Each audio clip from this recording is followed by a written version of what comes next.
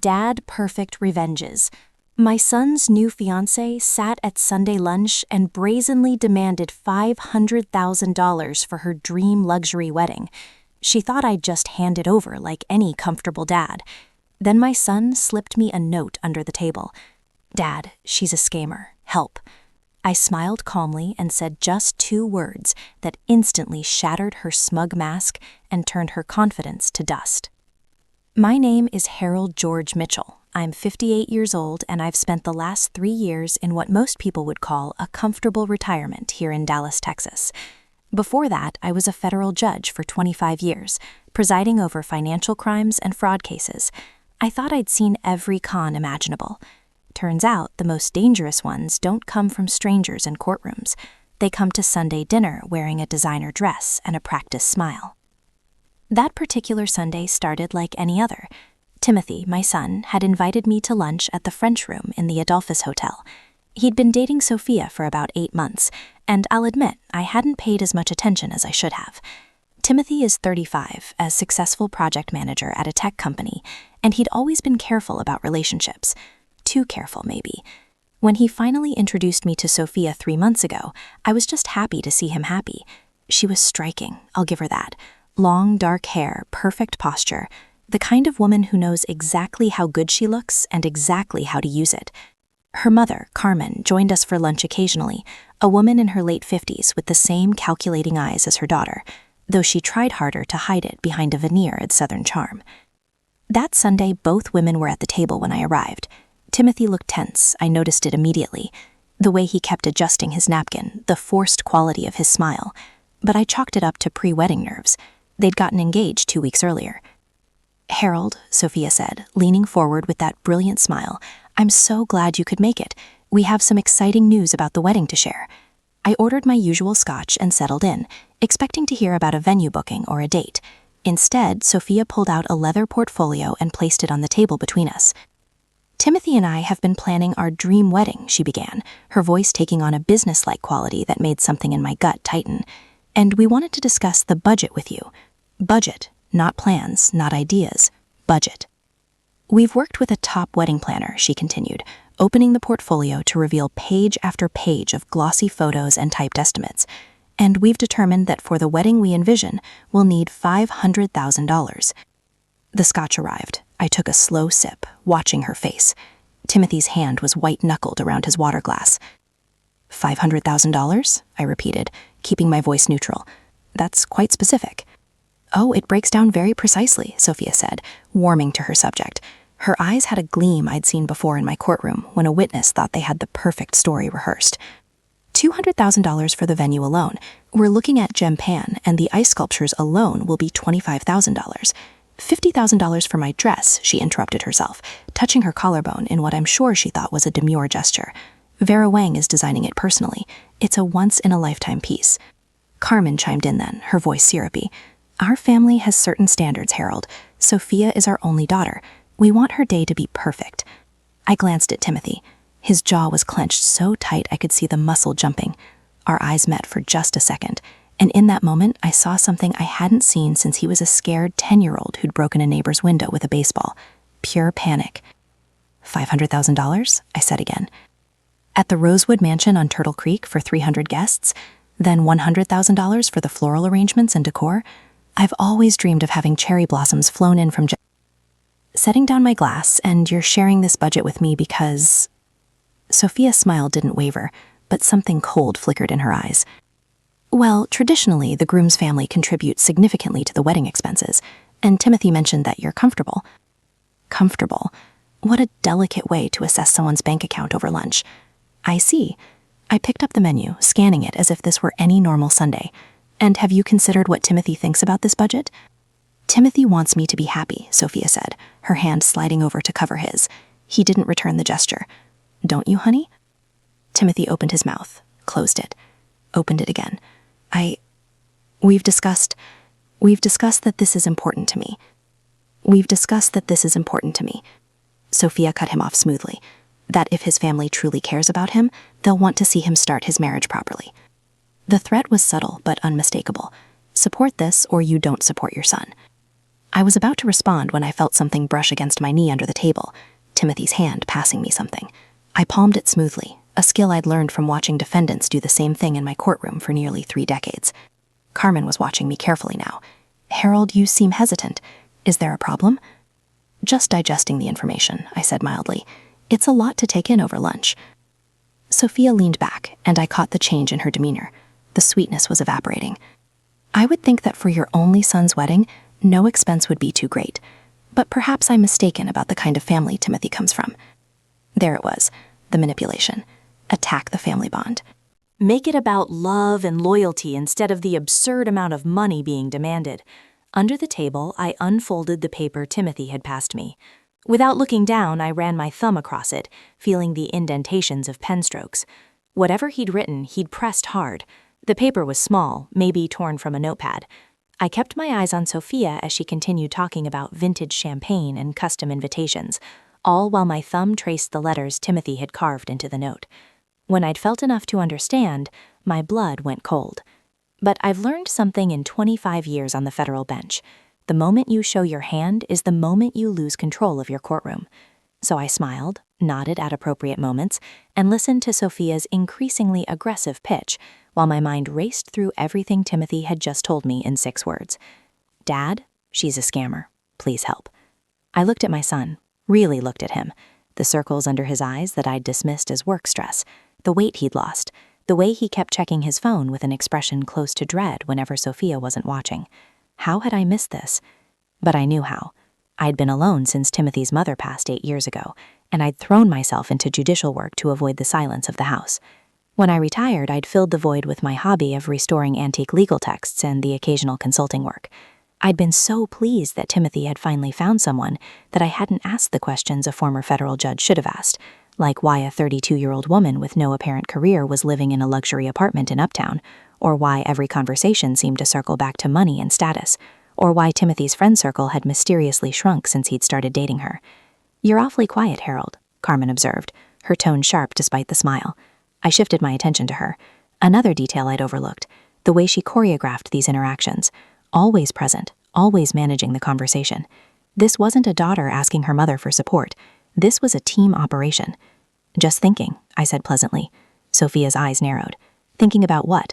"Whether your son is worth $500,000. There was the real her flashing through the mask, the anger when someone didn't immediately capitulate. I'd seen this before in my courtroom. Different context, different setting, but the same pattern. The escalating demands, the emotional manipulation, the way she was already preparing the narrative that if I said no, I was the villain in Timothy's love story. Years ago, I'd presided over a case involving a woman who'd convinced 3 different men to invest their life savings in a luxury spa that never materialized. She'd use the same tactics: create the dream, make it seem essential, attack anyone who questioned it, isolate the victim from their support system. "I'm thinking," I said slowly, "about the details." "What details?" Sophia's voice had an edge now. "All of them?" I picked up my scotch again, took another sip. $500,000 is a significant sum. I assume you have detailed contracts from all these vendors, signed agreements, proof of the quoted prices. The silence at the table was sudden and complete. Carmen recovered first. "Well, naturally, we're still in the planning stages. So you're asking for $500,000 based on estimates." I kept my tone conversational. "No contracts, no guarantees, just ideas?" Sophia's cheeks flushed. "It's not about the paperwork, Harold. It's about trust. It's about family." "Actually," I said, "when someone asks me for $500,000, it's absolutely about the paperwork." I could see her recalculating, trying to figure out which approach would work. The sweet fiancé had failed. The righteous daughter hadn't worked. Now she was moving toward something else. "Maybe this was a mistake," she said, her voice trembling just slightly. "Maybe Timothy and I should just elope, save everyone the trouble." Timothy's hand jerked toward her, then stopped. I saw the conflict on his face, the desperate desire to fix this, to make everyone happy, even as he'd literally just told me she was scamming him. This was it, the moment where I could let this play out, watch my son make a catastrophic mistake, or I could do what I'd done for 25 years on the bench, cut through the lies and force the truth into the light. I smiled. It was the smile I used to give defense attorneys who thought they were clever right before I ruled against their motions. "Prove it," I said. Sophia blinked. "What?" "Prove it. Prove that this wedding actually costs $500,000. Show me the detailed estimates from real vendors with real company names and tax IDs. Show me signed proposals. Show me anything that demonstrates this isn't just a number you pulled out of thin air." Her mouth opened, closed. Carmen's eyes had gone hard. You have 72 hours, I continued, pulling out my phone and making a show of setting a reminder. 3 days to provide documentation for every single dollar you're requesting. If this wedding truly costs $500,000, proving it should be simple. This is insulting, Carmen hissed. This is due diligence, I corrected, something I should have done months ago. I stood up, dropped $200 on the table for lunch, and looked at Timothy. Son, I need to speak with you privately. Sophia grabbed his arm. Timothy, you don't have to. Yes, I said quietly, he does. Because this is my son, and I will not watch him be manipulated. Not anymore. The look Sophia gave me then was pure hatred. And in that moment, I knew Timothy's note was absolutely right. This woman was a scammer, and she just realized that her Mark's father wasn't going to be as easy to handle as his lovesick son. I walked out of that restaurant with Timothy behind me, and for the first time in 3 years of retirement, I felt the old fire burning again. The thrill of the pursuit, the search for truth. Someone had tried to con my son. They'd picked the wrong family. Timothy sat in my study for 2 hours that evening, and I watched my son unravel the story of the past 8 months, like he was pulling apart a badly stitched seam. It started so perfectly, he said, staring at his hands. We met at a charity gala. She seemed different, intelligent, cultured, interested in meaningful things. She asked about my work, actually listened when I talked about project management strategies. I poured him a whiskey. He needed it. When did the money talk start? I asked. Second date. He laughed bitterly. She asked what neighborhood I lived in, where I grew up, what you did for a living. I thought she was just getting to know me, making conversation. But I knew better. Those weren't conversation starters. Those were asset assessments disguised as small talk. By the 3rd week, she'd mentioned 3 times that her previous boyfriend had been financially irresponsible. Timothy continued. She made it sound like a warning sign she'd learned to watch for. I actually felt proud that I had my finances in order. Classic manipulation. Make the mark thinking your standards is an achievement. The friends thing was gradual. He said Arthur called too much.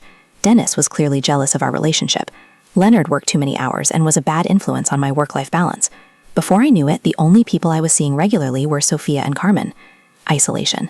I'd seen it in domestic abuse cases, financial exploitation schemes. The pattern was always the same. Timothy, I said, leaning forward, I need you to be completely honest with me. Tell me about every dollar you've given her. Over the next hour, Timothy painted a picture that made my blood pressure climb with each detail. The emergency car repair Sophia needed help with. $12,000 for a BMW she'd crashed while texting. The family medical bills Carmen couldn't quite cover. $8,000 for procedures that I was now certain never happened. The investment opportunity in a friend's boutique. $15,000 into a business that Timothy had never seen proof actually existed. $35,000 in 8 months. And Timothy, desperate to prove himself a worthy partner, had paid every time. The wedding demand was different though, Timothy said, more aggressive. When I suggested we could have something smaller, she actually threw a glass at the wall, then immediately apologized, cried, said she was just stressed about her mother's expectations. Escalation. They were testing how much they could push him. Timothy, I said, has Sophia ever asked you to transfer money to specific accounts? Accounts that weren't clearly hers? His face went pale. The boutique investment. She said her friend's business partner handled the financial side. Gave me routing and account numbers. How did you know? Because I'd presided over this exact scheme in 2018. Different players, same playbook. The next morning, I called Gregory Allen Cooper, a private investigator who'd worked several cases during my tenure on the bench. When he answered, I didn't waste time with pleasantries. Gregory, I need background on 2 women. Deep background. Financial records, previous relationships, property holdings, the works. This official or personal? He asked. Personal. My son's fiancée and her mother. I think they're running a wedding scam. Gregory whistled low. How personal are we talking? $35,000 personal so far. I need to know if they've done this before. I'll have preliminary results in 5 days, full report in 2 weeks. 5 days for preliminaries works. I'll send you the details within the hour. While Gregory worked his magic, I focused on building the legal framework. I called Charles William Barnes, an attorney who specialized in family law and financial disputes. I'd known Charles professionally for years. He'd appeared before my bench on several occasions. Charles, I need to hire you. My son's being targeted by what I believe is a wedding scam, and I need someone who can build an airtight case. How airtight are we talking? Charles asked. Airtight enough that if this goes to court, the other side doesn't just lose, they face criminal charges. Charles's fee was $5,000. I wrote the check without hesitation. The 72 hours passed with no documentation from Sophia. Not a single vendor contract, not one signed proposal. Instead, on hour 71, she sent Timothy a text. Spoke with the wedding planner, she said. Verbal agreements are standard in luxury events. The detail contracts come after the deposit. You do trust me, don't you? Beautiful. She was creating a narrative where asking for truth became an act of distrust, where due diligence became betrayal. I screenshotted that text. It would be useful later. On the 5th day, after lunch, Gregory called. "Your instincts were right," he said without preamble. Sofia Elena Martinez, born Sofia Christine Gutierrez, 32 years old. 3 previous engagements in the past 7 years, all in Texas. All ended 2 to 3 weeks before the wedding date. My hand tightened on the phone. Tell me about them." The first one, Houston.